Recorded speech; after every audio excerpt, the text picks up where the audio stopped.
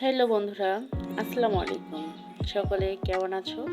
আশা করি সকলেই ভালো আছো। তো আজকে তোমাদের মাঝে নিয়ে এলাম একটা খুবই লোভনীয় ভর্তার রেসিপি। এই ভর্তাটা যে এতটা মজাদার হয়, এতটা সুস্বাদু, আসলে তোমরা না খেলে বুঝতেই পারবে না। এত অল্প সময়ে অল্প উপকরণ দিয়েই ডিম আলুর ভর্তা মিক্স।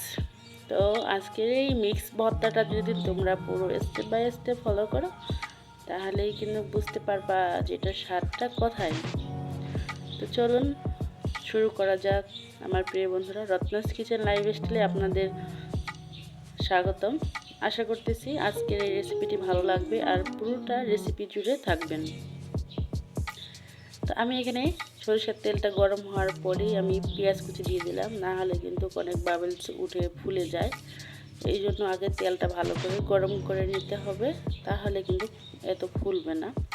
তো পেঁয়াজটা যখনই গোল্ডেন কালার হয়ে আসছে, তখন আমি এখানে দিয়ে দিলাম শুকনো মরিচ। তো শুকনো মরিচটাও কিন্তু আমি হালকা হালকা করে ভেজে নেব, বেশি তাপ দেব না, অল্প চুলার তাপই ভেজে নেব, না হলে নিচে মানে পুড়ে গেলে একটা কালো কালো হয়ে যাবে। এই জন্য অল্প আছে আমি ভেজে নিব। তো আমার ভেজে নেওয়া হয়ে গেছে, আমি এখন সাইড করে রেখে দিলাম। তো আলু আমি আগে থেকেই সেদ্ধ করে নিয়েছিলাম, চার পাঁচটা আলুর মতো নিয়েছিলাম, বেশি বড়ও না আবার ছোটও না, মিডিয়াম সাইজের। তো এখন আলুগুলাও আমি ঠিক তেলের মাঝে দিয়ে কিছুক্ষণ ভেজে নেব। আলুটা কিন্তু এভাবে ভেজে নিয়ে ভর্তা করার কারণে কিন্তু অনেক লোভনীয় হয়, খেতেও কিন্তু খুবই অসাধারণ হয়। আপনারা কিন্তু আলুর ভর্তাটাও শুধু এভাবেই করে খেতে পারবেন, এতেও খুব সুন্দর হয়।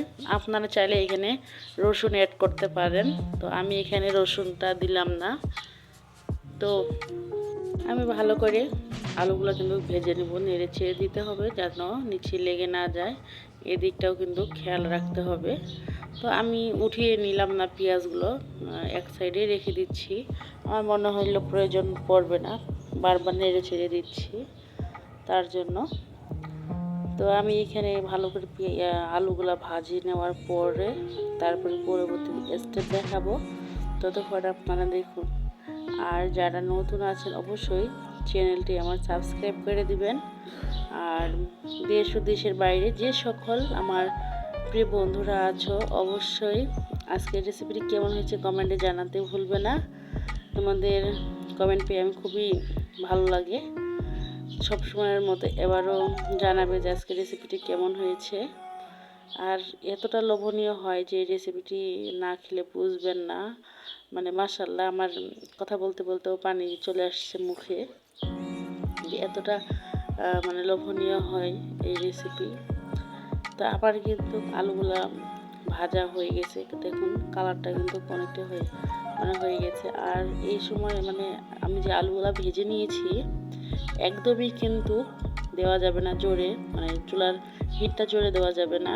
এই পর্যায়ে কিন্তু মানে চুলা মিডিয়াম টু লো করে রাখতে হবে। আর এই যে এখন আমি দিয়ে দিলাম ডিম ভেঙে, জাদুটা এখানেই। তো এই যে 2টি ডিম আমি ভেঙে দিলাম। আমার মনে হয় যে এক্সট্রা ডিম সেদ্ধ না করে এভাবে যদি আমরা এই রেসিপিটা করি ভর্তার, তাহলে মনে হয় যে খেতে মন্দ নয়, ভালোই হবে। তো আশা করতেছি আপনারা অবশ্যই ট্রাই করবেন আর দেখবেন যে কতটা সুন্দর হয় এই রেসিপিটি। আমার মনে হচ্ছে যে এতটা মজা হয়েছিল, হয়তো বা আমি সেটা বলেও মানে তুলে ধরতে পারতেছি না সত্যি বলতে।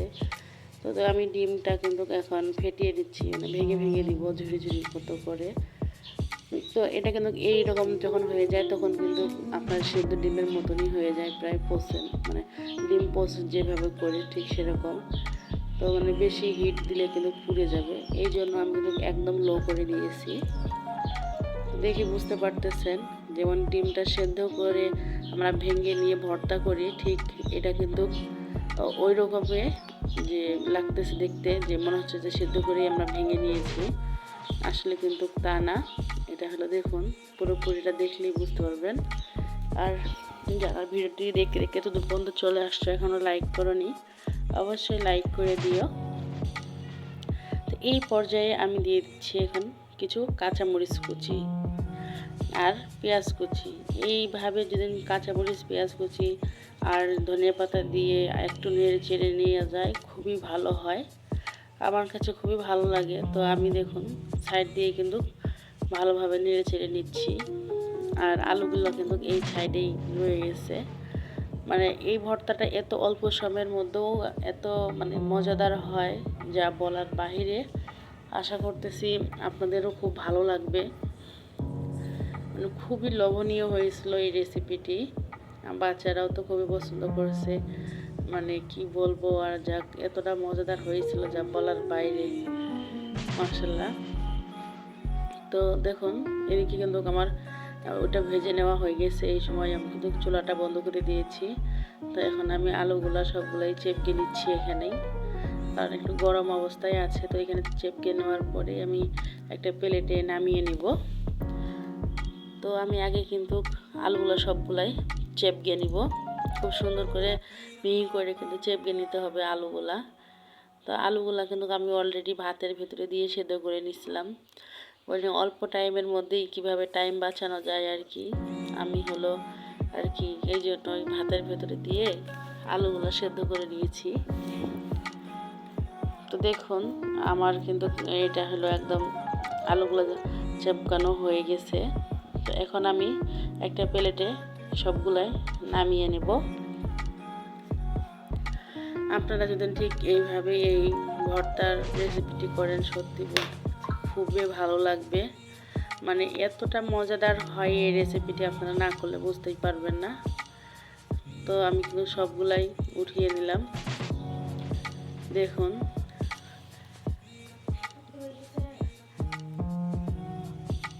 তো এখানে আমি মরিচগুলা লবণ দিয়ে চেপকিয়ে নেব।